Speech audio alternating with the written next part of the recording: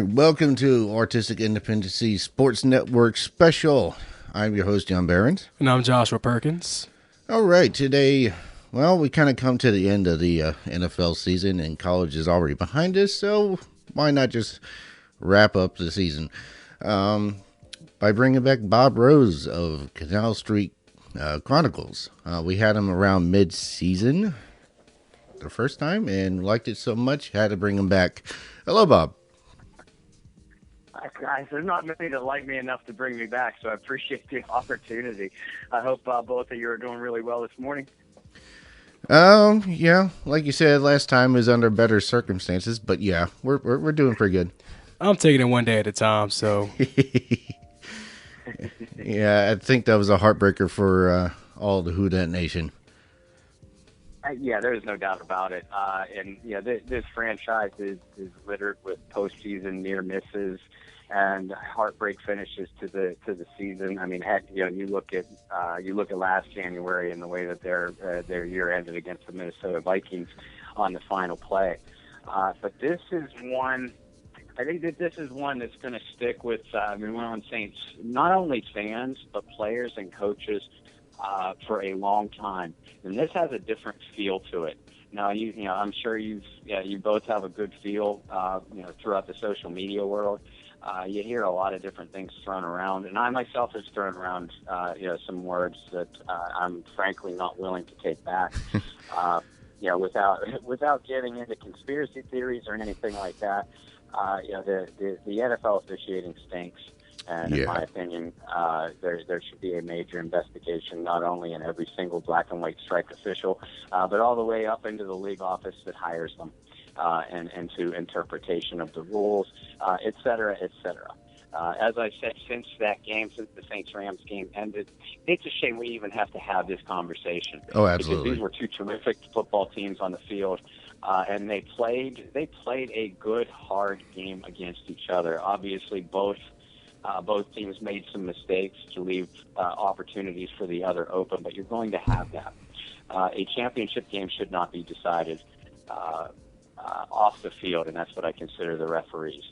If it's I accept human error, I do, but there was no more clear-cut error, intentional error, in my opinion, than not just the infamous pass interference non-call, but a few calls during the course of the game. So like I said, it's a shame that the conversation even needs to take place after a great game between two great teams.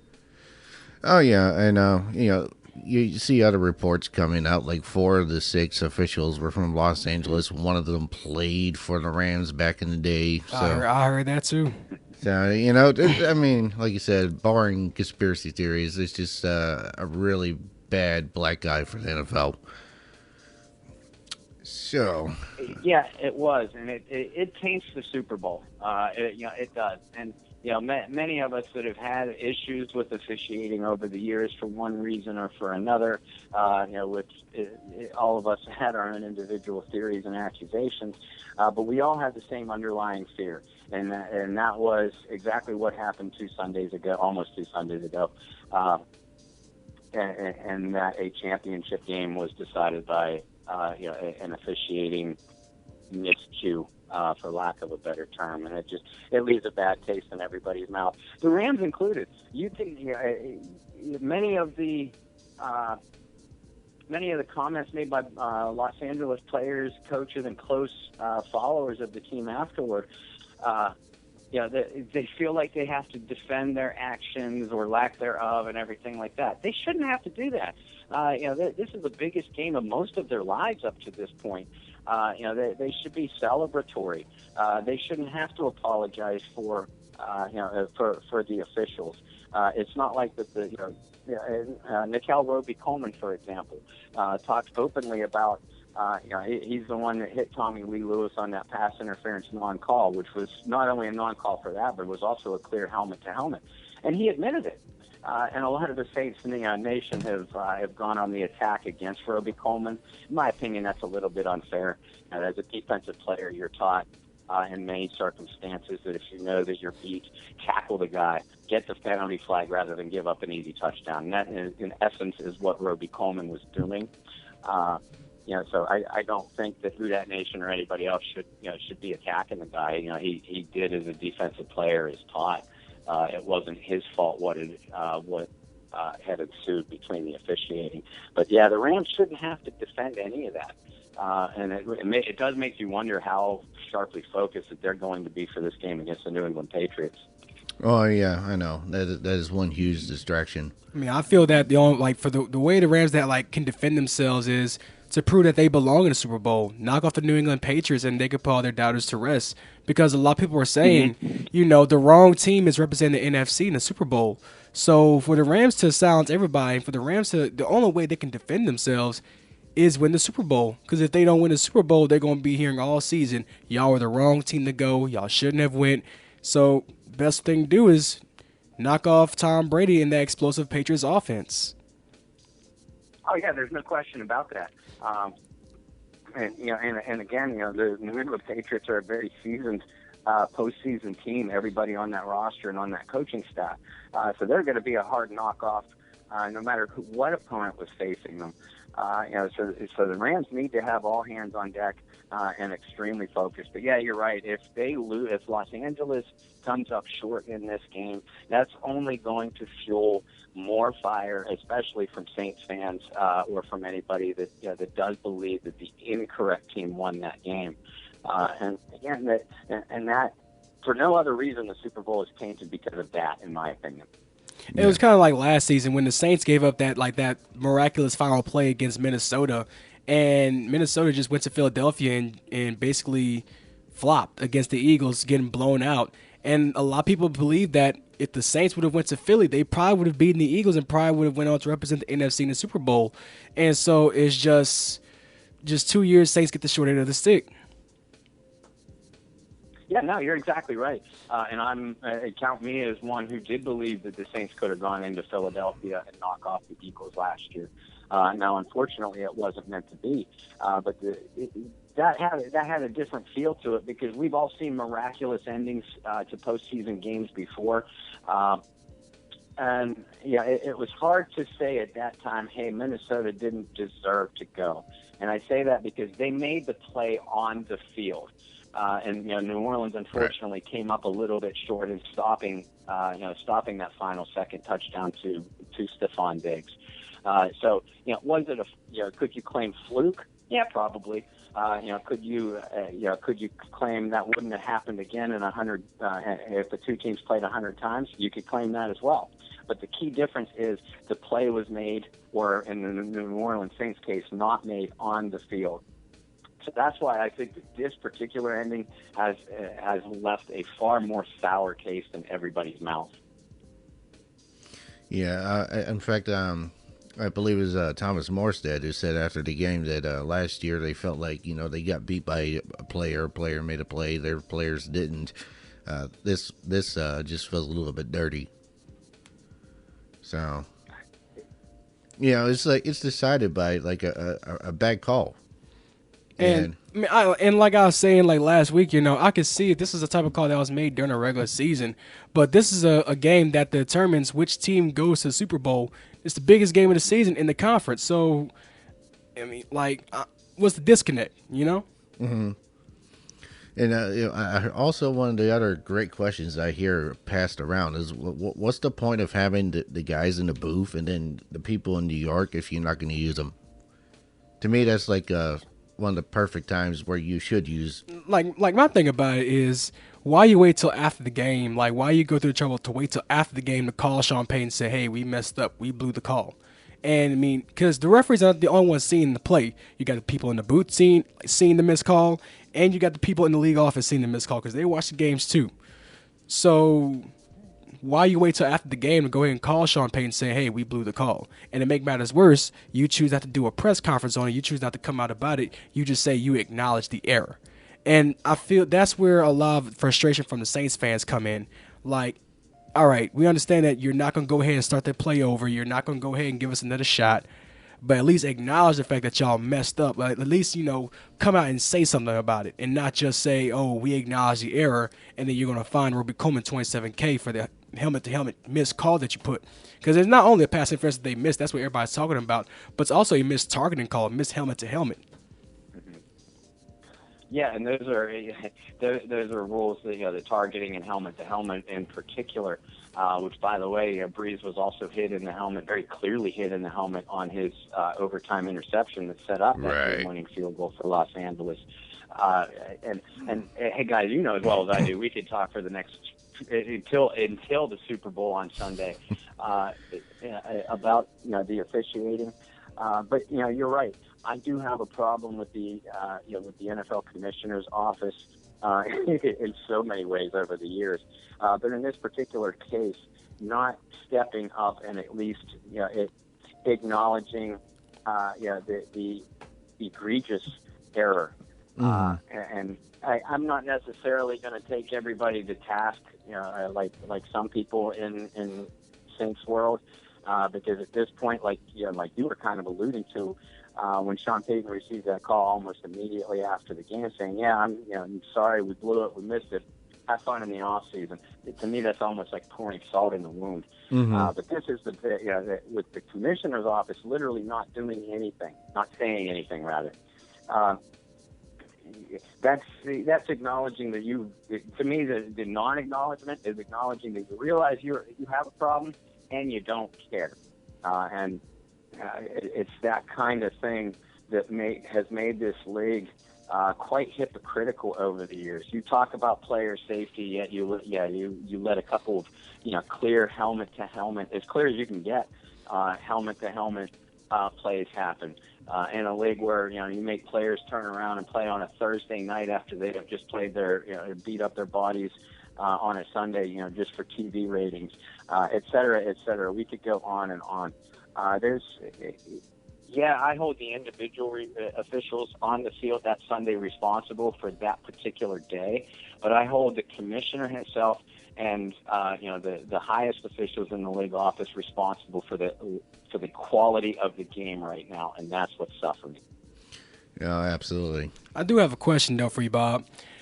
When we look at the New Orleans Saints going to next season, looking at all the guys that are going to be returning, could we be seeing pretty much the most vengeful team in the league next season? And I'm saying, could we be seeing in the New Orleans Saints? Could we be seeing the ultimate great white shark next season? Yeah, we could. And I mean, obviously, this team is going to use this as motivation. We saw how sharply focused they were through the 2018 season to prevent what had happened the year before to take that next step. But you have to be careful too, and that the team, the players and the coaches there, that they don't let the bitterness of this type of loss overwhelm them. The easiest thing to say is that, this team is going to come out, and I think you give a great, accurate description when you call them a potential great white shark. The easiest way to not let the officials influence the outcome of the game is to make sure it's not even close down the stretch. And that's probably going to be the mantra that we see the New Orleans Saints approach this offseason and come into training camp with. But like I said, you got to be careful because human emotion is such a tricky thing. It could either motivate you and spur you on to great things, or it could overwhelm you and cause you to kind of fall apart at the seams. This is still a young group, but it is a now very well seasoned playoff group. So again, they got to the divisional championship or divisional round last year. Came within 10 seconds of going to the championship. They made it one step further this year. So they know what it takes. They know how important home field advantage is. They know how important each individual playoff game is. And now they know that they need to, more so than anybody else perhaps, they need to control their own destiny and not leave it into the hands of others. It's going to be one of the major storylines, maybe through the NFL, and certainly for this New Orleans Saints team, is how focused and how they handle the disappointment and how they rebound from it. Yeah, since we're talking about Saints, I'll stay on that topic. Had some other questions, but oh well. So we got the draft coming up. Saints only have, I want to say, a second round pick out of the first 4 rounds. Yes. No question in my mind that Peyton and Loomis are going to move some players around in order to pick up some extra picks. Like, who do you see them getting rid of? Like, for one, I think Kirk Coleman's done. No question about that. He was only getting 3% of snaps down the stretch, and that's usually a clear sign that you're just essentially benching somebody. Do the Saints really have anyone outside of Coleman that they can move around for picks? That's a great question. A lot of us have been dragging our feet into getting into postseason coverage because we're all frankly a little bit better. But when you start to highlight some of this team's needs, certainly a bona fide number one tight end. They could use another playmaker at wide receiver. You mentioned Kirk Coleman. They lack the safety depth, in my opinion. Marcus Williams took a step back in his development as free safety, although Von Bell had an outstanding season. Mm-hmm. As far as tradable pieces, I don't really see anybody on the roster that they'd be willing to part with that could bring them a big return. The kind of splash move that they would need to make through this roster. You're going to see some salary cap moves. I'm with you. I don't expect Kirk Coleman to be back in a Saints uniform. If you're going to assign a dark horse candidate to this roster, as far as not who could be cut, but who could potentially be dangled as a trade bait, keep an eye on Marcus Williams, because the kid has got all the playmaking potential in the world.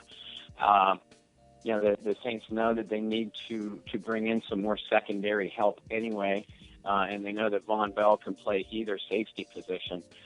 So that since you're going to have to add a safety or two in the first place, maybe you choose to part with a Marcus Williams, who's still on his rookie deal, therefore very cap friendly. And somebody that could, if you move him to somebody else who needs secondary help, it could bring you a couple of draft picks, maybe a few second day draft picks in return. Other than that, I don't see the Saints moving any players as far as the trade value is concerned. I do see them juggling some contracts for salary cap purposes. Drew Brees, for example, has a $33 million cap hit coming up this year. And although he's still one of the best in the game, you have some big name contracts coming up, not this off season, but the following off season for the Saints. And if they're going to be contenders over a longer period of time, or over a sustained period of time, they need to really start looking into locking up those guys right now. Michael Thomas is one that comes to mind. His contract expires after next year. But you don't want that guy if you have any intention of wanting him on your roster, you don't want that guy even close to the open market. Right. So I think what New Orleans is going to try to do is focus on locking up some of their young stars for longer-term deals now, and be very regimented and specific in their off-season needs. We'll mention tight end or perhaps another playmaker at wideout, some secondary help. You guys are right. They don't have, within the first 4 rounds, they only have a pick in round 2. So they're really going to have to hit on some late-day selections and be very frugal in their free agency spending, because although Mickey Loomis, the general manager, has always pulled it off before, you don't want them in salary cap hell, even once Drew Brees does step away, because you want a roster that's built to win for a sustained period of time.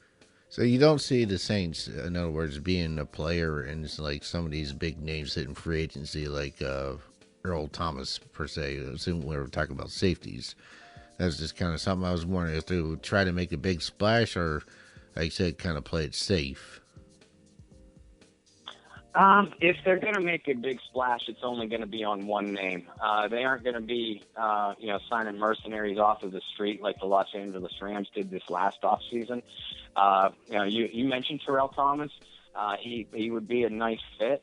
And it wouldn't be un-Saints-like to make a big move for one player, thinking that he or that position could be the key to putting them over the top. Like I said, if they're going to make a splash, it's going to be on just one player that's going to make us all sit back and say, "Wow, I didn't see that coming. I didn't think that they had enough money to pay somebody like that." But they're not going to go out and sign or try to trade for every big name like the Rams did, for example, this last offseason. Mm-hmm.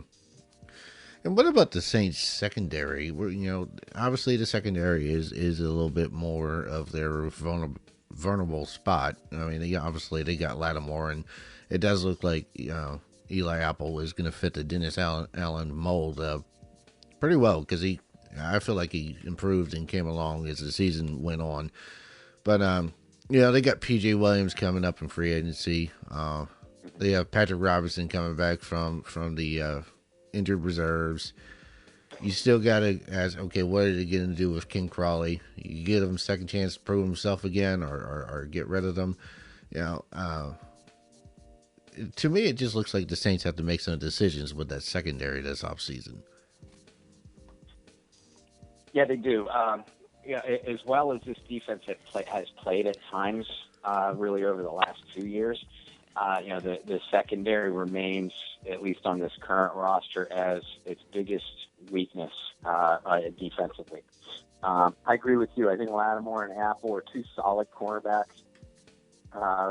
Pretty close to as good a duo of corners as you're going to find throughout the league. Patrick Robinson coming back from injured reserve next year is going to be huge. The Saints really missed him this year. I think he went out in the third, maybe the fourth game. Mm-hmm. And he is a solid shutdown cornerback from the slot position, something that burned this team repeatedly over the course of the year.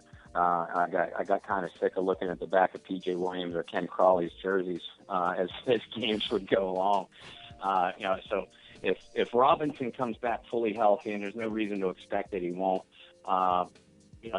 P-Rob, Eli Apple, Marshawn Lattimore, it does give the team three cornerbacks that they are comfortable going into the season with. The safety position is an area that I'm a little bit more concerned about. Von Bell, who started the season off really rocky. Like I said, in my opinion, he had an outstanding season. But something that concerns me about that young man, he was drafted in the second round in 2016, primarily for playmaking abilities that he had while at Ohio State. In 3 years in the league, Vaughn has yet to record an interception, which to me is baffling considering how often teams throw against the New Orleans Saints. Mm-hmm. Marcus Williams, we talked about him before. I'm still a big believer in him. I think that he could be a key piece to the secondary moving forward. But in my opinion, he did have a disappointing campaign in 2018 when a lot of us expected him to bounce back with a fury after giving up that last-second touchdown against Minnesota in the divisional game. It's going to be very telling to see what kind of moves they make at safety. I think all of us are in agreement that Kurt Coleman probably will not be on the roster. Chris Banjo and Justin Hardy, I think both are unrestricted free agents. Yeah, they are. And they're more key special teams performers and depth players in the secondary. So if you're going to focus on either, if you're going to tell me the Saints have have to bring in either a cornerback or a safety as our top level, but you can't do both, I'm going to say give me a safety because I'm much more comfortable with what the team has at the cornerback position. Well, yeah. Talking about Banjo and Hardy, I mean, both of those guys had to step up, and during the season, I would say Hardy against the Rams and Banjo against the Eagles. During that 48-7 blowout, Banjo had 2 picks on Carson Wentz. It looks like those guys are worth keeping around, especially their special teams play, but emergency starting positions if need be. I think the big question for me is P.J. Williams. I mean, he did more or less have a breakout season, surprisingly, in that slot position. But again, that's Robertson's position. So, do the Saints keep P.J. or let him go? No, I think they let him at least test the free agency waters. If nobody signs him, then they may be open to bringing him back on a pretty low financial deal. But yeah, like you said, with Robinson coming back into tow, PJ did play very well, especially after they traded for Eli Apple, because with Apple starting on the outside boundary with Lattimore, that limited PJ snaps a little bit, and it allowed him to move for the most part into slot coverage, where he struggles a lot less than what he does when he's asked to take on a top wide out along the outside. But I think that they are going to let PJ just test the free agency waters, or if they give him a contract offer as free agency hits, it's going to be one that could easily be matched by another team. I think that if you're looking at Hardy, Banjo, and PJ all being unrestricted, the team would probably prefer to keep, if they were able to keep two of the three players. My hunch is that they would attempt to keep Banjo and Hardy first because of what they can offer the team on special teams, while still providing some solid depth in the secondary. Okay, well, moving from the secondary to the front seven, which the front seven had an amazing season, what can we expect from Marcus Davenport going forward and, Sheldon Rankins? Well, I'll address Davenport first. Davenport was really playing at an extremely high level when a foot injury caused him to miss, I think it was 3 or 4 games. And he was a little bit slow to recover from that. Having said that, he was considered a relatively raw prospect when the Saints moved up to trade for him. So the team's defensive coaches were pleasantly surprised at how well he picked up some of the different nuances, not only of Dennis Allen's defenses, but of opposing blocking schemes. And having a veteran like Alex Okafor to take some snaps away from him helped too, because he wasn't necessarily thrust into the fire. I expect a lot bigger role from Davenport next season, however, because he has such terrific natural athletic ability. He's a lengthy edge rusher, which is extremely difficult for offensive tackles to handle. He has underrated strength. So if he can hold them at bay with those long arms of him, get a good initial punch, he could beat his man either inside or around the edge. And you can't ask for anything more from an edge rusher, the ability to pressure the passer both on an inside move or with speed around the edge. So I look for a big season from Davenport next year, which is obviously only going to help Cam Jordan on the other side, because you can usually only double team one of them.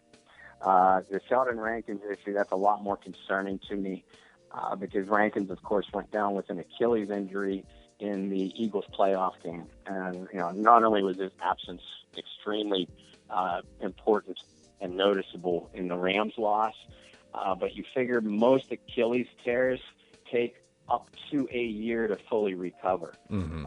So, while the Saints haven't said a lot about it yet, I would be shocked if Rankins was available for the very beginning of the 2019 regular season. My more realistic hope personally is that he's in the lineup by midseason and hitting his peak by the playoff run, which obviously leaves a pretty sizable hole at the defensive tackle position early in the season. Mm-hmm. And it'll be interesting to see what kind of course that the Saints take with offseason moves geared towards that. Well, also, obviously Rankins had a monster breakout season. He's starting to look like the player that the Saints hoped he would be. But another player that had a breakout season was Amiata. David Amiata had some pretty big games, and one being that Cowboys game. So, as concerning as the Rankins, injury is, honestly, like, I don't know. It just seems like that's the Saints' deepest position. In my mind, if these guys continue to develop, they could potentially be one of the best, if not the best, front seven in the league. What do you think? Oh, isn't a question. We said a few minutes ago how we kind of identified the Saints secondary as perhaps the weakest unit on the defense. I think without a doubt that the defensive line is their strongest. We mentioned Jordan. Jordan is an All-Pro. He's one of the best in the league. Davenport could be a freak of nature and could be an absolute beast. Okafor gives you a steady veteran presence along the edge. You mentioned how well Rankins played this year. But you pointed out Onyemata. He had a terrific season. His weakness from the time he got into the league was as a run defender, but he improved that as the year went along too, helping him to earn more snaps. As a pass rusher, he is a good natural pass rusher, and as long as he keeps his opposing lineman, because he's a big framed guy too, one of the ways that he was getting beat earlier in his career was offensive linemen were quickly getting leverage on him and thusly taking him out of the play. But he's learning the small nuances of pass rushing in that aspect a little bit better, and as a result, he's vastly improved from what he was. Taylor Stallworth, inside at defensive tackle, he was an undrafted rookie this last year. Outstanding run stuffer. He has an explosive first step that he's able to split double teams and get quick interior penetration into the backfield. He was a real find for this team and gave the Saints some great defensive snaps, particularly on early downs. As we look at free agency, one of the underrated free agents that the Saints, in my opinion, should really push to keep is Tyler Davison. Davison is another outstanding run defender. He doesn't possess a wide array of pass rushing moves, but he is so strong inside, and he naturally consumes two blockers on base offenses because of if they don't block him with two men, or at least have some help into the backfield to step up. His strength will allow him to push into the offensive backfield extremely quickly. Again, he's not going to beat you with a whole lot of stunts and fancy moves, but he will just beat up opposing linemen inside. Davison and Stallworth both are underrated aspects of that Saints defensive line interior. And like you said, if they all continue to stay together and develop at the rate that they are, they could quickly be easily the best defensive line in the league. Yeah, Stallworth definitely impressed me in the few snaps that he did get. Davison, I think he's restricted, so if the Saints lose him, that's their choice. Anyway, they do have some free agents hitting the market on the linebacking core, Manti Te'o and Craig Robinson. Demario Davis obviously anchored that linebacking core and turned it into one of the more impressive units in the league. But with those two guys hitting the market, I thought they were both pretty solid with the Saints. Did the Saints keep both, or one, or none? Between Te'o and Robertson? Yeah. I suspect that they'd probably if they just try to keep one, it would probably be Robertson. Again, just like we talked about in the secondary and what Banjo and Hardy could give to the team, that's what Robertson gives to the team. He gives them good veteran leadership, a proven starter at any of the linebacking positions, in addition to being a very good special teams player. He's actually one of the unsung leaders of this team and from the locker room. Don't quote me on this one, but I believe he was even a special teams captain last year, which is pretty telling, considering the names throughout that roster. I think of the two players, Robertson would be the more important one to keep. Te'o did not get a lot of action at all and was inactive for a lot of the Saints games, especially over the last half of the season. I don't think that was a slap necessarily to his abilities.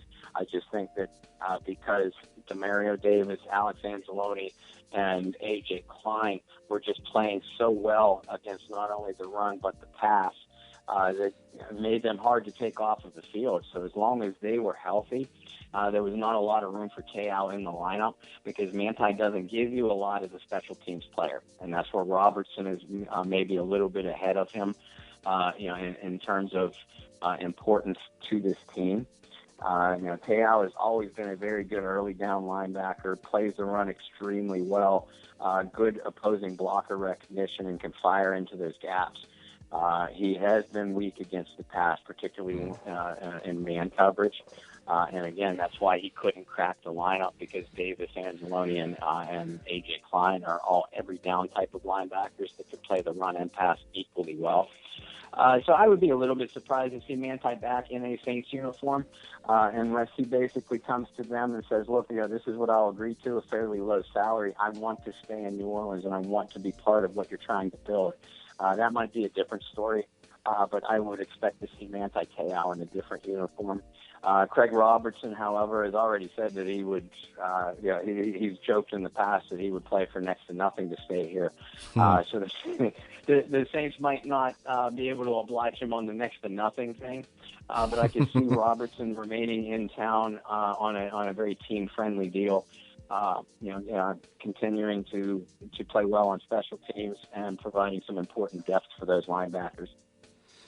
Well, let's shift gears to the offense, specifically the tight end, since there has never really been any depth in the tight end position, and then Ben Watson has already announced that he's retiring. The Saints need a catching tight end, and who should they go after? And as far as Dan Arnold is concerned, should the Saints keep patience with him? Their tight end position is a mess, if I had to describe it in one word. Ben Watson, he's going to be missed for as much his locker room leadership as well as his on the field presence. But he was well past his prime.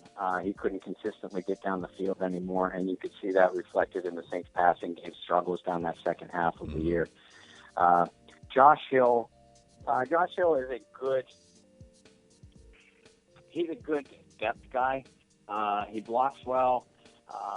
He can give you some limited passing game production. But you're right, they need a top level tight end. Maybe not a Gronkowski or Jimmy Graham in his prime type of player, because they already have those top weapons. But they need somebody to threaten the defense in the middle of the field. Something that they did not have from that position this year. Dan Arnold, I think you were just asking about him. Dan has some good potential as a pass receiver, and they really like him as a pass receiver. He has good athleticism into the open field, and he can threaten the defense down the seam, and has threatened the defense down the seam. He's still a young guy on a very team-friendly deal. So I certainly think, unless they bring in a bunch of tight ends and Arnold just gets beat out, I think that him and Josh Hill, will remain on the roster, but they have to be his backups. The Saints have to if not their number one priority, it has to certainly be in the top three. They need to bring in a starting caliber tight end, and not only a guy that's going to stretch the field in the passing game, but a solid blocking presence as well, so that way you're not predictable when you do line up in your base offensive formations. Some mumblings about, hey, could Jimmy Graham return to town if the Packers release him? That I wouldn't be surprised to see that. But I almost certainly believe that the Saints will target their second-round pick with the best tight end or wideout, outside flanker, either flanker or tight end position with their number 2 draft pick. Again, it has to be a position that they address with the highest priority. Whether or not they bring in a veteran or not, I don't think that there's going to be a lot of big names in their prime at tight end available in the market. So you're not going to see a lot of money spent there in free agency, but we will see a couple very recognizable names brought into town. Going to the receivers, since while we're on the topic of tight ends and the receiving core, as you know, the Saints made a splash signing Dez Bryant, and I believe on his second day of practice he went down with an Achilles tear. And it seemed that the Dez Bryant experience may be over. But in your opinion, will we see Bryant suit up for the Saints next season? No, no, I don't think Des will. I realize that a lot of people are saying how close of a relationship, or that he has a good relationship with Saints coach Sean Payton, and that may be true. But yeah, Des still believes that he is, and this is why I was sort of against the signing at the time. Des still believes that he is a number one wideout. Of course, that belief had him sitting out of the game altogether until nearly midseason when the Saints did bring him in. With the Achilles tear, unlike the time of year that it happened with Sheldon Rankins, with Dez, his Achilles tear happened early enough in the year that he should be ready for training camp. I haven't heard anything otherwise. I have a hunch that they're content with what they have as far as veterans in their receiving core. Because we talk about Des Bryant being out, Cameron Meredith had a disappointing season as well, and they brought him with high hopes, brought him in as a free agent this last year. He was just very slow to recover from a devastating knee injury, and they ended up putting him on injured reserve. Obviously, the team has Michael Thomas, one of the best weapons in the entire NFL, so your receiving core is going to be built around him. They really, really like Traquan Smith and Keith Kirkwood, a couple of rookies. They didn't develop – they developed well. They just weren't consistent this year. But I think that they have the utmost confidence in them that they're going to take the next step as far as their development and be consistent producers. So if that happens and if they feel confident that that's going to happen, that's why I don't think we'll see a lot of big moves or big name moves made at wide receiver, because you still have Ted Ginn Jr. there as well, and you have Cameron Meredith coming back. So unless Dez agrees to play for a pretty low salary, and I know I keep saying that over and over, but I also realize they're right up against the cap number. I would be shocked to see Dez come back in a Saints uniform unless it was on a one-year prove-it-to-me deal. Where he might be able to put up the big numbers he still thinks he's capable of being, so that way he could hit the free agency market in 2020, hopefully looking at more dollar signs. And so now, what about Ingram? He's hitting the market this year. Yeah. My opinion, I would love to see Mark Ingram back in a New Orleans Saints uniform. Mark is a well-loved and well-respected teammate. Every guy, pretty much every guy, vocalizes how much they love him, and he seems to have an extremely close relationship. Even with his competition in the backfield for carries, Alvin Kamara, he has been as responsible for Kamara's development as anybody. In my opinion, though, I don't think the Saints will be able to afford Ingram. He is a very underrated every down back. He is not only capable of picking up tough yards between the tackles, but he has the athleticism to get around the edge and to make plays in the open field. He's an extremely good pass blocker on blitz pickups and things like that. And he's an underrated receiver. He has worked hard on that through his career to be a better receiver, because you couldn't say that about him his first couple of years in the league. So Mark may feel that he may look throughout the league and find that he has an opportunity to be a bona fide number one back elsewhere. And if he sees that, then there is no way the Saints would be able to afford him number one running back type of money, not with the other contracts that they have coming up in the ensuing seasons. Mm-hmm. If they can get Ingram for around the market value, for a back of his statistical production, which are two different things. His statistical production kind of dictates that he's going to be worth a market value of about $4.5, maybe $4.8 million a year. If the Saints could get him at that price, for maybe a 2 to 3 year deal. That'd be the only way we'd see Mark Ingram back in New Orleans. Otherwise, I personally expect, and it disappoints me because I would love to see him end his career here and see him continue to do what he and Kamara have done for to opposing defenses in the last 2 years. But I think Mark Ingram will be playing elsewhere in 2019, which means that the Saints would then have to prioritize getting another running back to take some of the carries away from Kamara for the next season. All right, let's shift gears to quarterbacks. As we know, Drew Brees is going into the final year of his 2-year, $50 million deal, and I feel now that it's getting closer to the time to where the Saints need to start finding their next franchise quarterback, somebody that Drew Brees can pass the torch to. So, my question for you is, what should the Saints do about Teddy Bridgewater? Well, a lot of people don't think that Bridgewater will be easy to re-sign.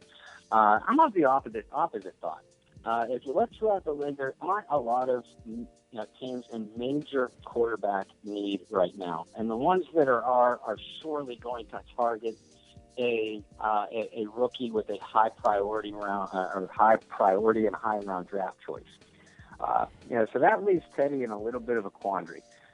He certainly wants to be a starter in the NFL. He has proven that he can be a starter in the NFL.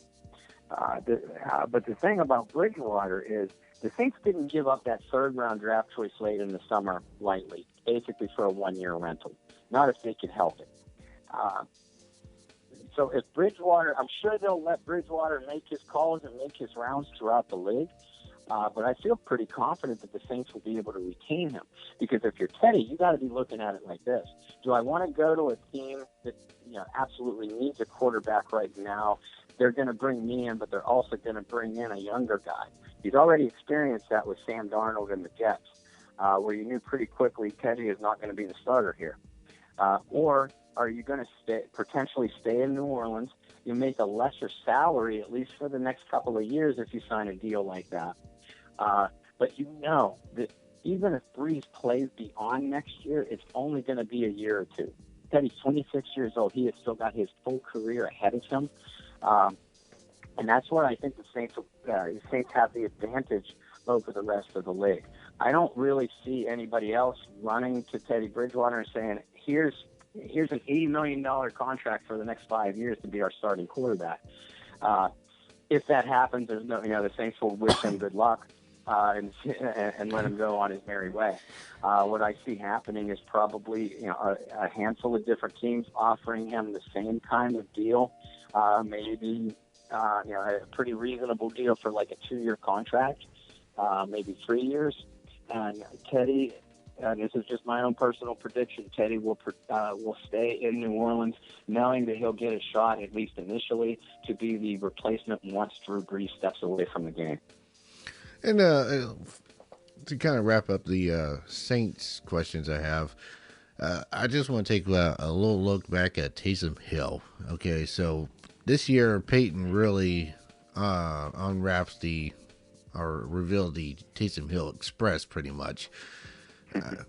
Which to me, it was just amazing. I've never seen a quarterback used that way, the way that Peyton has really just kind of shaped this. And you saw some other teams attempt to do it, but do it poorly.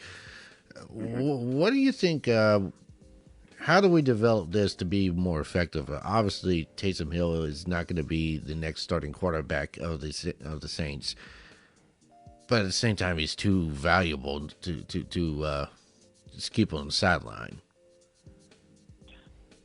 Yeah, they have, and Taysom Hill has certainly earned the snaps within the Saints offense because of his versatility, and I appreciate you giving the credit that you did to Coach Payton for using him in that manner, because you haven't heard a lot of people throughout the league doing that. Like you said, you don't see players being able to do that from any position, showing that kind of versatility. And Peyton is one of the more ingenuitive minds, offensive minds in the NFL. So you better believe in the off season he is going to figure out new ways to use Hill. And we actually saw that towards the end of this regular season and heading into the playoffs. We saw Taysom, he continued to take snaps from the Wildcat formation, but he began to trust him a little bit more in throwing the ball, especially down the field, which just gives the defense and defensive coordinators one more element to try to defend against him. Absolutely. Because early in the season, realistically, when Taysom lined up as quarterback, you knew that the Saints were not going to pass the ball. So I think they're going to work on trying to refine his passing abilities, completely knowing that I agree with you, there is no way Taysom Hill's future in the NFL or with the New Orleans Saints is at quarterback. But if they can refine his passing skills just a little bit to make him a gadget threat when he lines up in the Wildcat, that's going to widen the Saints' offensive play calling a lot when he is in the game. I think it's also telling that Taysom lined up a lot and with a lot of snaps over the last few games and into the playoffs as an H-back, which I found pretty interesting. Now, certainly even though he caught that short touchdown pass against the Rams in the title game, he needs to work on his hands. He is not a natural receiver. But if there's one thing that we have learned about Taysom Hill over the 2 years he's been in the league, he is going to be one of the team's hardest workers. So I expect to see some more throws from Taysom out of the Wildcat formation next year, and he is going to be very much in the conversation for a featured H-back role when the Saints go to maybe a two tight end formation where you have your more traditional inline tight end, and you'll have Taysom Hill as an H-back. But we will certainly see more Taysom being used and utilized in more ways in 2019. My question is, so say the Saints lose Mark Ingram. Instead of maybe trying to go after another running back, maybe how about we could put Taysom permanently at running back, sooner than later? I mean, I think it would be a good position for him because, like a lot of analysts say, the guy, he's basically a running back that plays quarterback, pretty much. Mm-hmm. And so, I feel that being a running back, I feel that permanent running back, him and Kamara share in the backfield, I think would be a pretty dangerous combo. Yeah, it could be, and that wouldn't surprise me either. Like you pointed out, if they do lose Ingram in free agency, they have to bring in another running back. Taysom at the running back position is an interesting thought, and I would expect to see it and to see him involved in more plays that way. But I think it's very dangerous to go into the 2019 season, expecting that Taysom is going to be the type of player that can carry the ball 15 or 20 times a game, if that's what it's called for. If the Saints lose Ingram in free agency, I would expect them to kick the tires on a number of different veteran backs, like they did this last year. When Ingram missed the first 4 games of the NFL season due to suspension. A guy like C.J. Anderson, it would be a great example. He kind of, after he left Denver, Carolina Panthers signed him initially. He didn't work out there. I think the Oakland Raiders brought him in for a game or two, but he wound up, of course, in Los Angeles, where he's playing some of the best football of his career. So a guy like that, a guy that isn't going to, a veteran guy that might still have some juice left in the tank, but isn't necessarily going to eat up a lot of your salary cap, to bring him in on a 1-year deal. That way you can still use Taysom in some running back position roles, but you don't absolutely have to have that be a success for your team to be successful because you have a fallback option. And we also know how easily teams can pick up bona fide starting caliber running backs in the late rounds of the draft as well. So if the Saints lose Ingram, I do expect them to bring in another veteran or two. But I also expect another shot, late in the draft, which is kind of a Sean Payton special anyway. He has been known to hit on skill position players, wide receivers, and running backs either very late in the draft or as undrafted free agents. Yeah. So I wanted to kind of shift gears one last time and to kind of wrap this thing up is kind of look back on the season as a whole. I think most football fans would agree that from a football perspective, the NFL season was a bit bizarre. to say the least. Lots of busts, teams that came in with a lot of hype and just completely just flopped. Like teams like the Jacksonville Jaguars, Minnesota Vikings, Carolina Panthers starting off 6-2, and they went on to like lose their next 7 in a row. Yeah, I mean, something like that. it's there's a lot of players that and no, that the most baffling thing about it was how during the offseason, during last year's draft process, the scouts and the recruiters, they pretty much worshipped guys like Sam Darnold and Josh Rosen and Josh Allen, and they were hard as far as critiquing Lamar Jackson and Baker Mayfield, saying that those two would be bust, they wouldn't make it far in the league. And you look at it, the tables have turned. Baker Mayfield and Lamar Jackson were among the two best rookie quarterbacks in the league, and Sam Darnold continued his problems from college, turning the ball over too many times. Josh Rosen couldn't get comfortable in the pocket out there in Arizona. Josh Allen, very inconsistent. And so it's basically in NFL this season. It was the unexpected, and I feel that in this free agency period and in the trade deadline and in the draft and going to next season, it's going to just keep getting even more bizarre. Yeah, and that's why the NFL, and despite what we were all saying earlier in your show about officiating and everything like that, this is why the NFL remains such a highly watched game and such a highly watched product, because of the sheer unpredictability. I mean, like you guys said, who could have predicted what happened to the Jacksonville Jaguars this season? Whether the Panthers would just completely bottom out on their season after such a hot start. So, if you're a fan of pretty much any franchise, a month from now, as you're leading up to the draft, you feel like your team has a bona fide chance. Even if you don't like the off-season roster moves, that's why, Sean Payton and Mickey Loomis, et cetera, that's why they get paid to do this, and we only get, we can only sit here and talk about it in the form that we have. So the unpredictability and just the bizarre nature of the turns and twists that an NFL season takes, that's what makes this such a highly watched and highly entertaining product. And there are a bunch of questions throughout the league that are going to be extremely intriguing for even the average fan. I, for one, am looking at things like how much are the Cleveland Browns going to be improved next season? All these young players that played so well down the stretch this year, are they going to be a bona fide playoff contender? How are the contenders that fit your usual contenders that have had the last couple of years as down years for them? Are they going to be able to rebound? Teams like the Denver Broncos, the Atlanta Falcons, things like that. What kind of surprises are we going to be in store for? Are there going to be any major trades in the draft? Well, not if. We always see major trades in the draft. Who is going to be the movers and the shakers in the draft? So many questions, and we could literally, as you guys know, we could literally make a list of 5 very intriguing questions or issues for all 32 NFL teams. This off season. The off season is, for what we do, as you guys know, the off season is every bit as entertaining as what the regular season is itself.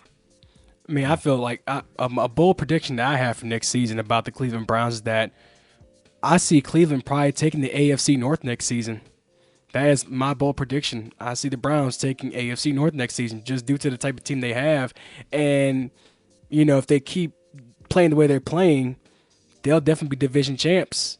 And this is a team that could probably make a run in the AFC if they stay together as a team and if they stay on the same page. Oh yeah, and I for one would love that. And I'm like you. If I had to sit down and make early predictions for next season, I would at the very least have the Cleveland Browns strongly contending for the playoff spot. And yeah, I could see them coming out of that NFC North. Pittsburgh is a mess. Cincinnati is even more so. And Baltimore is extremely young on one side of the ball, and in need of a youthful overhaul on the other. So they might be somewhat vulnerable next year. throughout an AFC conference that obviously has been owned by New England. And obviously, you also have to ask yourself when the Patriots dynasty is finally going to stumble. But every other legitimate contender in that conference all have major question marks coming into this off season, let alone next season. So yeah, why wouldn't the Cleveland Browns be able to make a major move into playoff contention? I agree with you. Yeah, and one of the things that just kind of baffled me about the season is that we opened up and it seemed like for the first 8, 9, 10 games, defense just did not exist, and then you had this pinnacle, this peak of highest scoring game in NFL history. It was like the Chiefs Rams game. That was just ridiculous. And then all of a sudden, it's like this resurgence of the defense in the back half or second half of the season, and then in the playoffs, it's just kind of more bizarre. God knows what's going to happen. So, any idea what the cause of that was? There's a couple things, I think. Early in the year, we always see a lot of penalties and God, I hate to bring up officiating again. We always see a lot of penalties, especially in the secondary for illegal contact, pass interference, etc. And the defenses seem a little bit slower to develop and adjust to how the games are going to be called and what opposing offenses are going to run against them. I think, and New Orleans is a perfect example. They played so much better defensively over the last half of the season than they did the first, that you could make a case for them being one of the better defensive units in the NFL over the last 8 or 10 games. The numbers certainly bear that out between turnovers forced, rushing yards and total yards allowed, and just the overall and points allowed and the overall disruption. So I think that's a prime case of what we're talking about.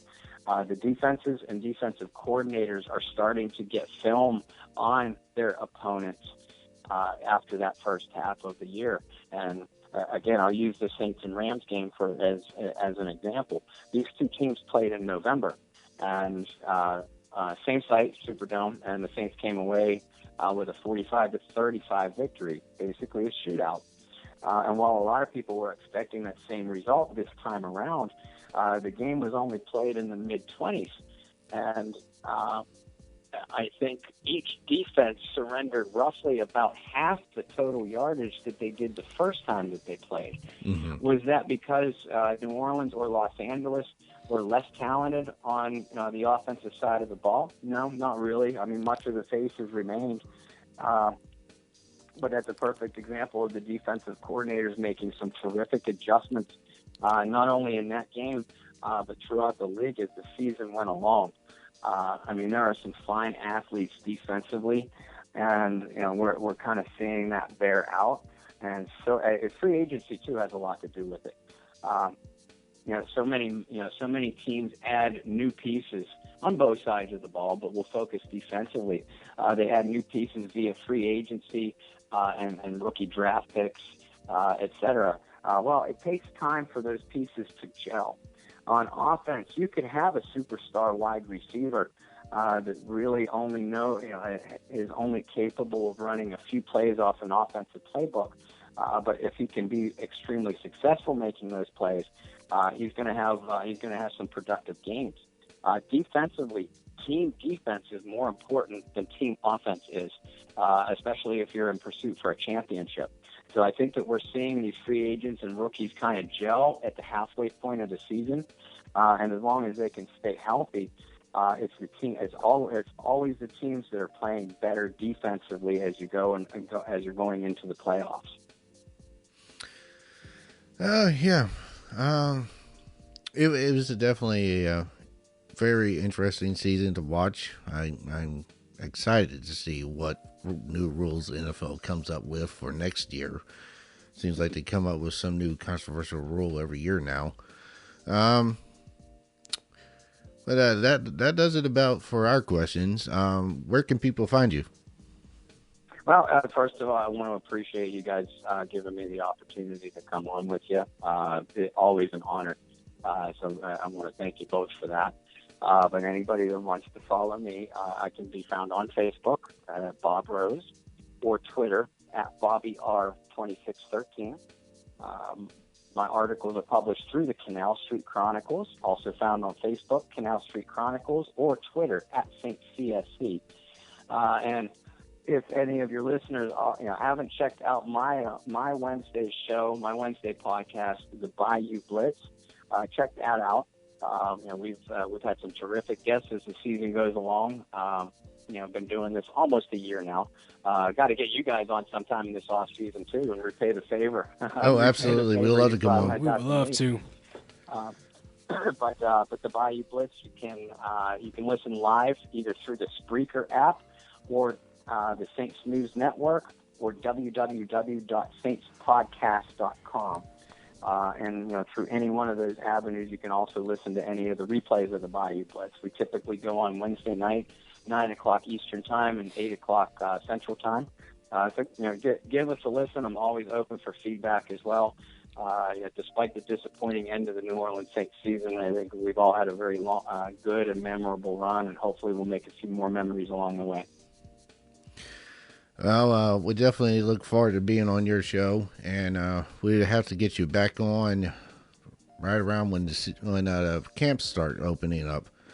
Kind of put the 2018 season behind us and look forward to 2019. So it'd be my pleasure. That about wraps up our interview with Bob Rose. This has been a Sports Network special. Once again, I'm John Behrens. And I'm Joshua Perkins. Thanks for tuning in. Talk to you next time, Bob. Take care, guys.